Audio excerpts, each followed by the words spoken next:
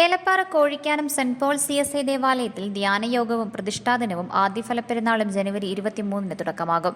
23 മുതൽ 26 വരെ തീയതികളിലാണ് തിരുനാൾ ആഘോഷം നടക്കുന്നത്.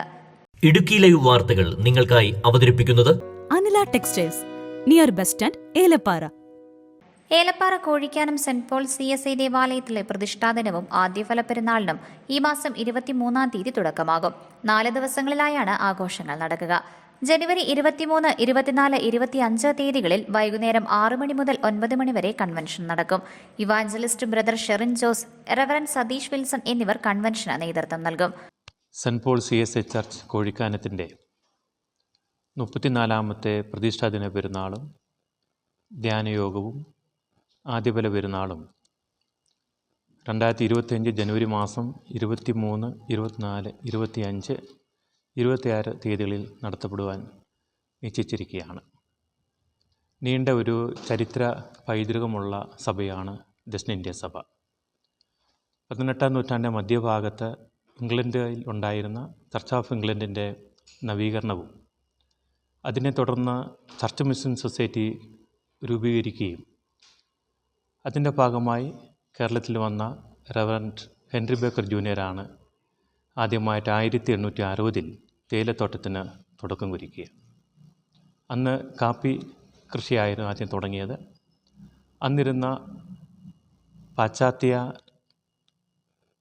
ആരാധനയ്ക്ക് വരുന്ന വ്യക്തികൾക്ക് വേണ്ടി വിശുദ്ധ ജോർജിൻ്റെ നാമത്തിലുള്ള സെൻറ്റ് ജോർജ് CSI സഭ 1869 സ്ഥാപിതമാക്കപ്പെട്ടു.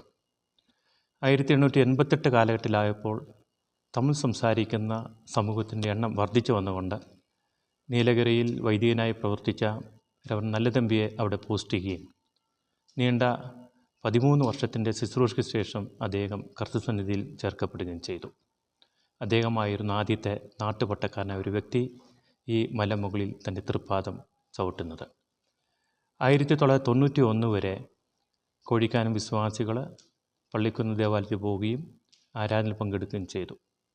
എന്നാൽ ദൂരം കൂടുതലും മറ്റു അസൗകര്യങ്ങളെ മുന്നിൽ കണ്ടുകൊണ്ട് അന്നിരുന്ന വൈദികൻ റെവറൻഡ് PT കുരോൾ അച്ഛനാണ് ഈ ദേവാലയത്തിന് തുടക്കമിട്ടത്. അങ്ങനെ 1991 ഈ ദേവാലയം സ്ഥാപിക്കപ്പെടുകയും കഴിഞ്ഞ 34 വർഷം ദൈവകൃപയാൽ അനുഗ്രഹമായ ഒരു ശുശ്രൂഷ ഇവിടെ നിർവഹിക്കപ്പെടുന്നു എന്നുള്ളത് വളരെ സന്തോഷത്തോടു കൂടി ഞാൻ ഓർക്കുന്നു. പ്രതിഷ്ഠാദിന ആരാധനയും ആദ്യ ഫലസ്തോത്ര ശുശ്രൂഷയും ജനുവരി 26-ാം തീയതി ഞായറാഴ്ച രാവിലെ 8:30 മുതൽ ആരംഭിക്കും. റെവറൻഡ് ബിനു കുരുവിള മുഖ്യാതിഥിയായിരിക്കും. 23-ാം തീയതി വൈകിട്ട് 5 മണിക്ക് കൊടിയേറും. തുടർന്ന് ഗാനശുശ്രൂഷയും പ്രസംഗവും നടക്കും. 25-ാം തീയതി രാവിലെ 10 മണിക്ക് ഉപവാസ പ്രാർത്ഥന നടക്കും. 26-ാം തീയതി രാവിലെ 7 മണിക്ക് ആദ്യ ഫലസാധന സമർപ്പണം നടക്കും. തുടർന്ന് 9:30-ന് വിശുദ്ധ സംസർഗ ശുശ്രൂഷ നടക്കും. ഉച്ചയ്ക്ക് 12 മണിക്ക് ആദ്യ ഫലസാധന ലേലം നടക്കും. തുടർന്ന് സ്നേഹവിരുന്ന് നടക്കും. ഇടവക വികാരി റെവറൻഡ് രാജൻ മോസസ്, കൈക്കാരന്മാരായ A. Selvaraj, P. Abraham, secretary സഭാപ്രവർത്തകൻ ഡെന്നീസ് എന്നിവർ നേതൃത്വം നൽകും. Idukki live news, Elappara. Idukki live വാർത്തകൾ നിങ്ങൾക്കായി അവതരിപ്പിച്ചത്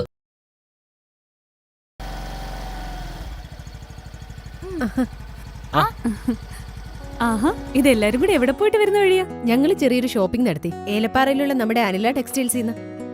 അനില ടെക്സ്റ്റൈൽസോ? അതൊരു ചെറിയ കടയല്ലേ? പുറത്തുനിന്ന് നോക്കിയ ചെറിയ കടയാ, അകത്ത് കയറിയാൽ 2 നിലകളിലായി വിശാലമായ ഷോറൂമാ. അടിപൊളി കളക്ഷൻസാ, എനിക്ക് എല്ലാം ഇഷ്ടപ്പെട്ടു. ട്രെൻഡി കളക്ഷൻസും അതിശയിപ്പിക്കുന്ന വിലക്കുറവാ. ലേഡീസിനും ജെന്റ്സിനും കിഡ്സിനും എല്ലാം പ്രത്യേകം സെക്ഷനുകളും. എന്നാ പിന്നെ എനിക്കും പോണല്ലോ നമ്മുടെ അനില ടെക്സ്റ്റൈൽസിലേക്ക്. മാറുന്ന കാലത്തിനൊത്ത ട്രെൻഡുകളും മാറ്റാനാവാത്ത വിശ്വാസവുമായി Anila textiles, near bus stand, Elappara.